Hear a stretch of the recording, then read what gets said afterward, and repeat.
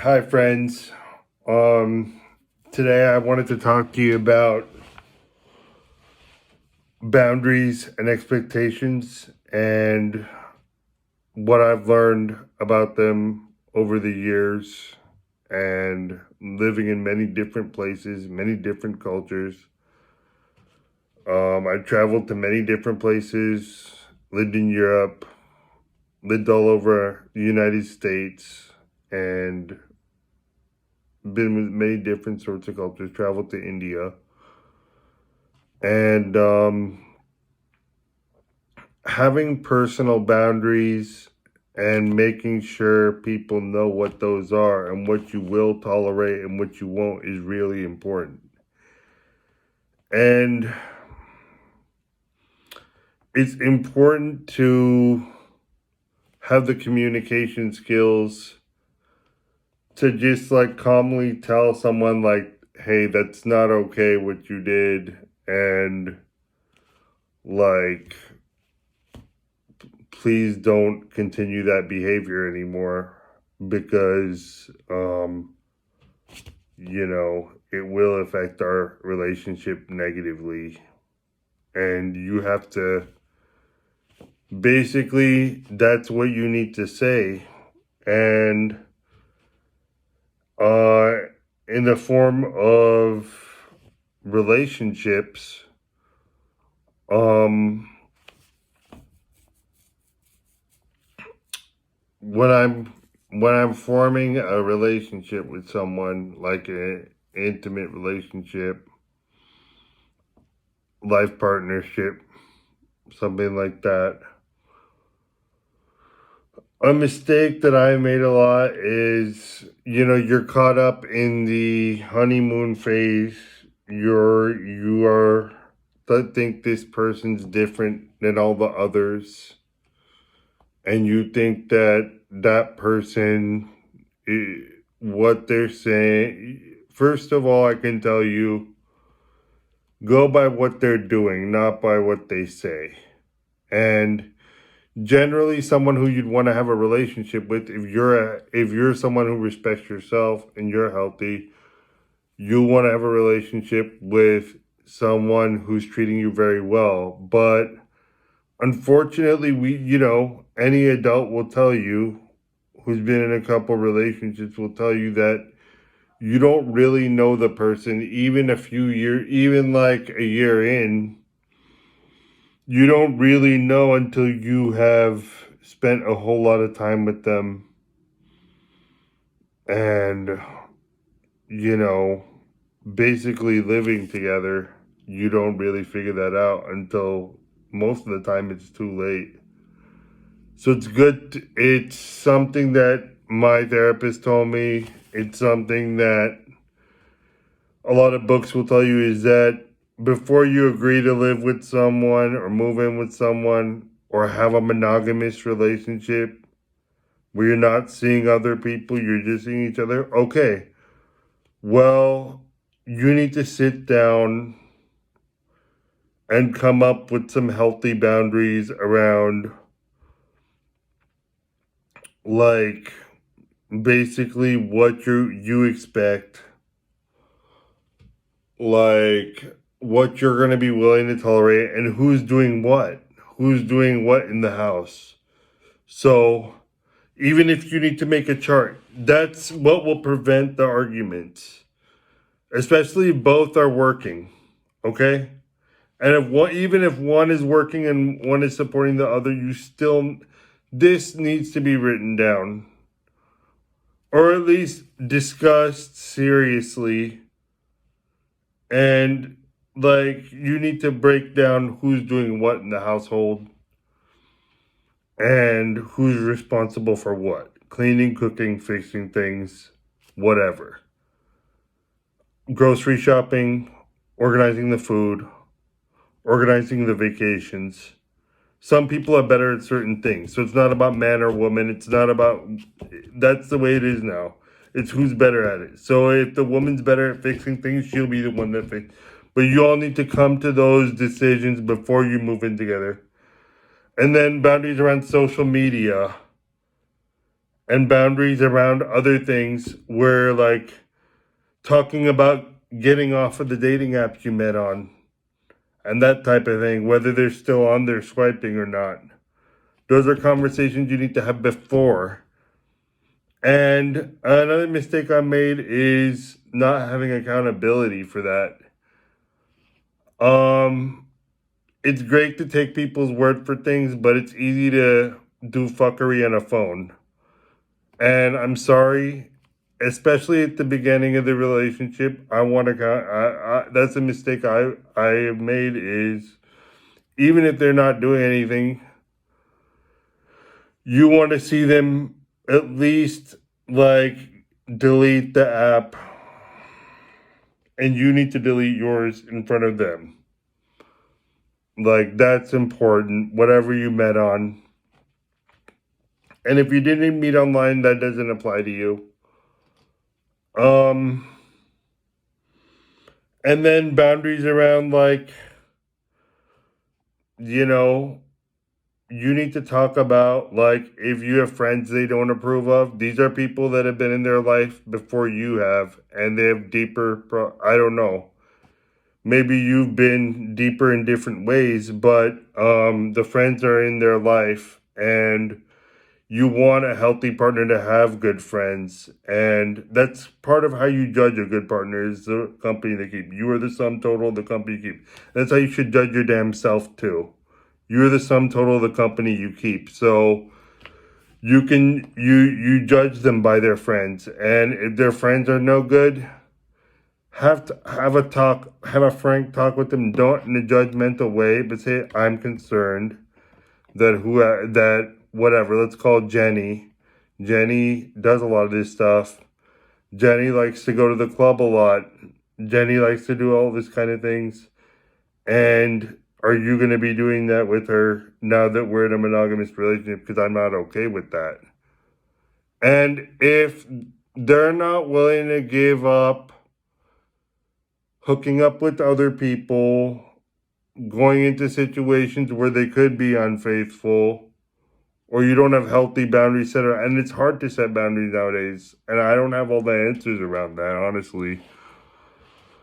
But if you don't have the boundaries set early on and agreed to, you're going to run into some loosey-goosey shit, and you're going to run into some shit down the road. So I would have clear boundaries around that. So who's taking care of what in the house, around fidelity, around keeping the relationship, like honoring the relationship. Unless you're into poly, which I don't know anything about, you can go to another channel for that. And then you have to give it your best shot and leave it. You have to give it your best shot. And that's another mistake I made, is I got too in my head about it.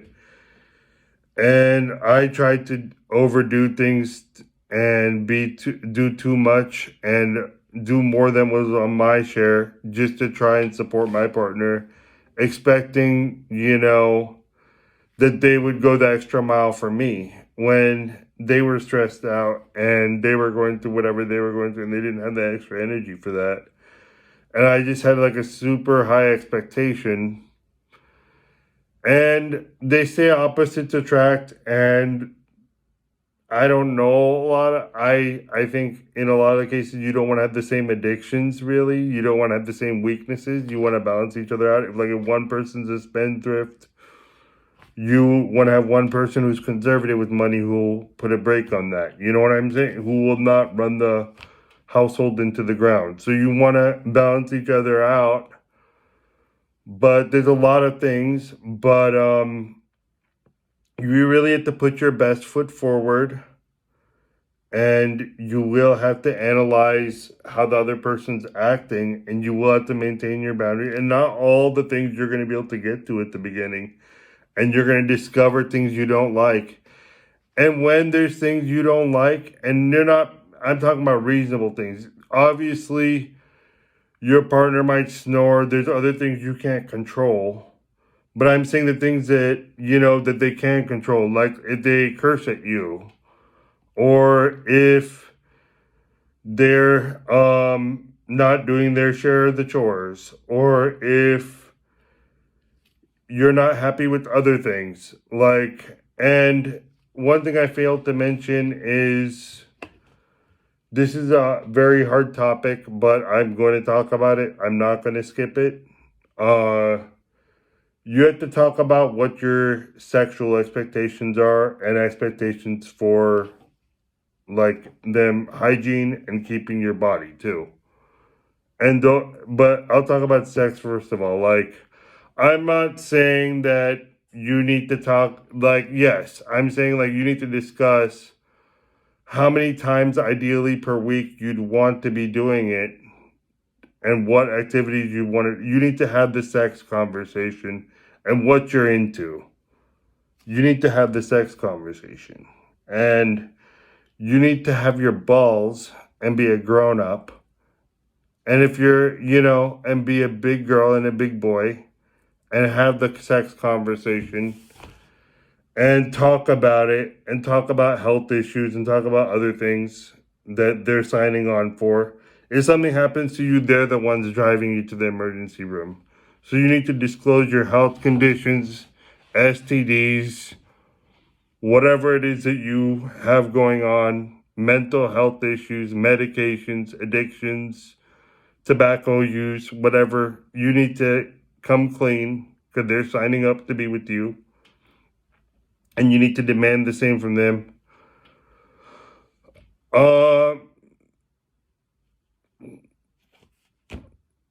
So yeah, you need to basically have all these really hard conversations. Talk about how often you want to have sex. Talk about what activities you're into. See if your sex drive matches up. If your sex drive doesn't match up, that's going to be a problem for sure. Doesn't matter how much you don't love each other.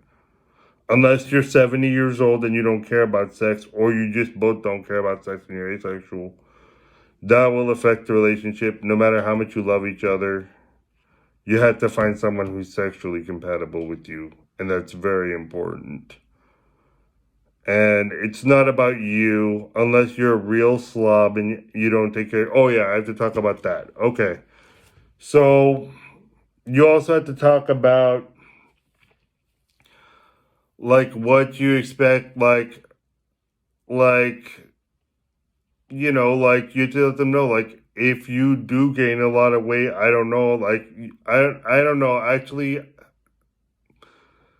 that could be a little bit harder for most people that's kind of an advanced thing, but if the weight gain is becoming a problem or other things, if they're drinking too much for your liking and their personality is changing, or if they're doing anything that you don't like to a reasonable extent, you're not in control of anyone.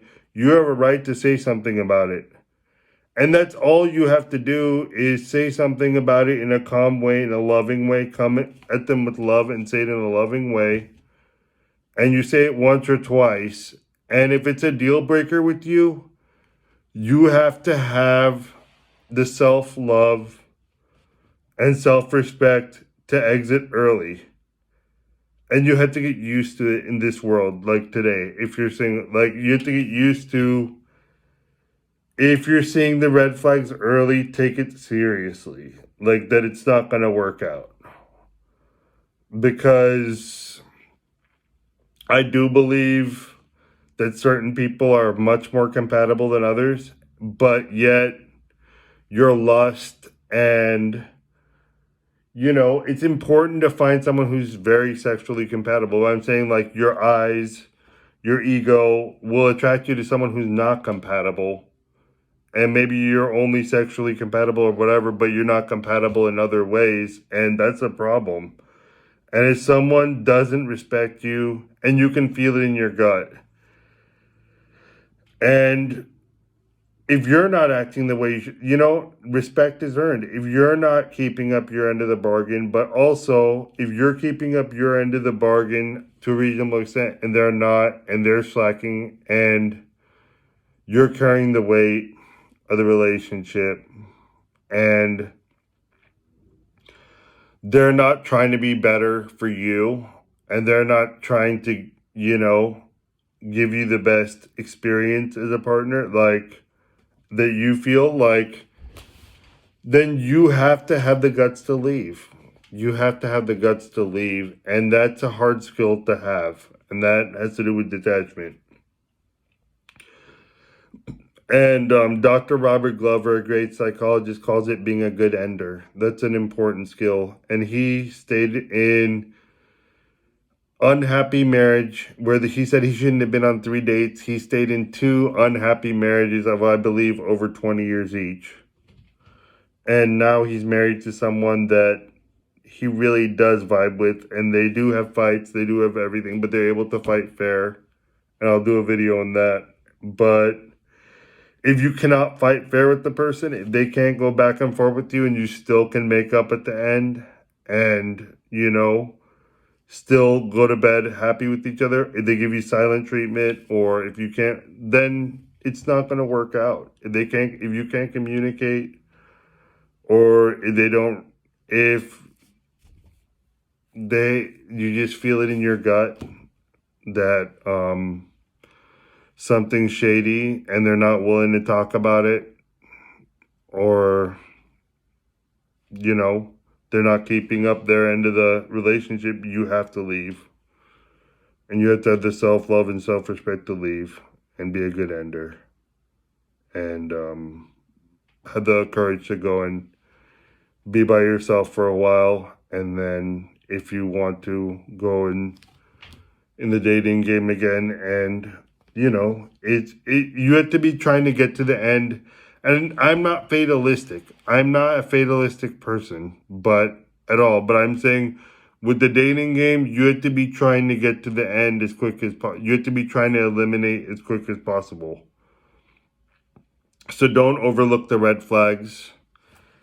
And personally, I don't like to talk about other people. Like, that's a hard boundary I have. Like, if they like to talk about their ex a lot, I don't ask them their body count, and I don't talk about mine, and that's not appropriate. And I don't talk about but other people are comfortable. So you talk about what you want to talk about. But I think you have to learn what works for you. If you have to go fast, pray, go to the woods, and for a while, I don't know, but figure out what your hard boundaries are, and don't pull them out of your ass. And everyone has different boundaries. I know what mine are. And unfortunately, some of you will learn the hard way, but at work too, it's important. If you show weakness at work, you will get taken advantage of. And if you're the golden child and you're the one that can pump out all the work, doing it really well, and that's another thing from Robert Greene, 48 Laws of Power. Never outshine the master. If you look better than your boss, no, you're there to make your boss look good. You're the key. You're like making your boss look good is the key to getting promoted and those type of things and whatever. So don't think by just being a hamster and just working hard and doing action, you're going to get to where you want. That's called being a hamster. That's not action. No, you have to work smart, not hard. And recovery is important, and you have to respect yourself, okay? You have to respect yourself. Take time to pamper yourself. Eat good food. Shower. Just don't be afraid of running up the water. Just enjoy a good shower. Just do the small things you can for yourself. Stretch, do yoga, do what you have to do. But set your boundaries, set time for yourself, put yourself first. It's just like the airline crashing, right? You put your life mask on before you can help others. Because if you can't breathe, you can't help others. So set your boundaries. And you have to stick by them. And you have to die on that hill. And it's painful to fight that battle. But you have to die on your hill with your boundaries and make sure they're real boundaries. Don't pull them out of your ass. Don't do some sort of stupid boundary just because you heard it from your friend. Like, oh, I keep a tracker on where my partner goes and stuff. I've never done. I never would think to even do. But I know some people do weird possessive thing, and I would never do that. But come up with your boundaries. Come up with your accountability. Um, and give it your best. But you can't control other people's behavior. So if they don't behave the way you want them to, and the way that they were, like, you have to like uphold your standards, and if they don't meet your standards, you have to leave. So, all right, well, you all take care, and I'll be talking to you soon.